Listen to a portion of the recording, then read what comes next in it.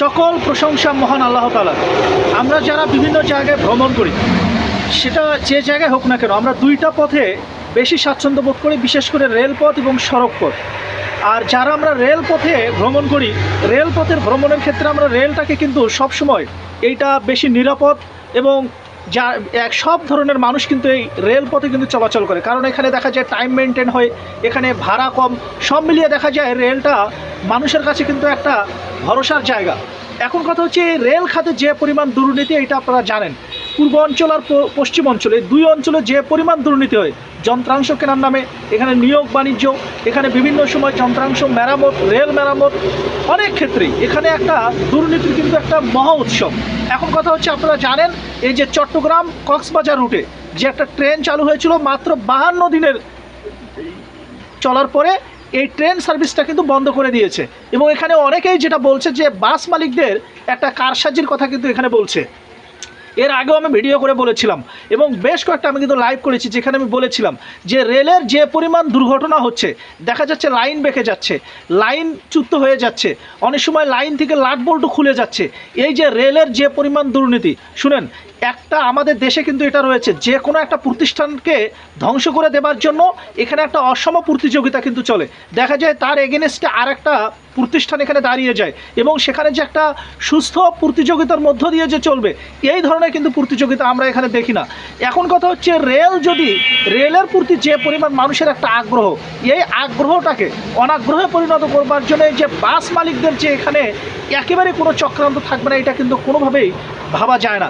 কারণটা হচ্ছে, আপনারা জানেন যে চট্টগ্রাম কক্সবাজার রুটে যে ট্রেন সার্ভিস চালু হয়েছিল, এটা কিন্তু 52 দিনে একেবারে লাভজনক ছিল, কোনো কিন্তু এখানে লসের সম্মুখীন কিন্তু তারা হয় না। এটা আমরা বিভিন্ন রিপোর্টের মাধ্যমে কিন্তু দেখেছি। অথচ এই ট্রেন সার্ভিসটা বন্ধ করে দিয়ে তারা কি বুঝাইতে চাচ্ছে, তারা যেটা বলছে যে এখানে নাকি তাদের লোক সংকট, যার কারণে তারা এই ট্রেন সার্ভিসটা বন্ধ করে দিয়েছে। অথচ এই ট্রেন নিয়ে চট্টগ্রাম কক্সবাজার মানুষের, যারা চট্টগ্রাম থেকে কক্সবাজার বা কক্সবাজার থেকে চট্টগ্রামে যারা ভ্রমণ করে, তাদের যে প্রতিক্রিয়া ছিল, তারা কিন্তু এটা নিয়ে খুব ভালো ধরনের একটা আশাবাদ ব্যক্ত করেছিল। অথচ এই 52 দিনের মাথায় যখন এটা বন্ধ করে দেওয়া হলো, এইটা নিয়ে হতাশা কিন্তু এখন পর্যন্ত এইটার যে কী কারণে বন্ধ করে দেওয়া হলো, এইটা কিন্তু বের হয়ে আসে নাই।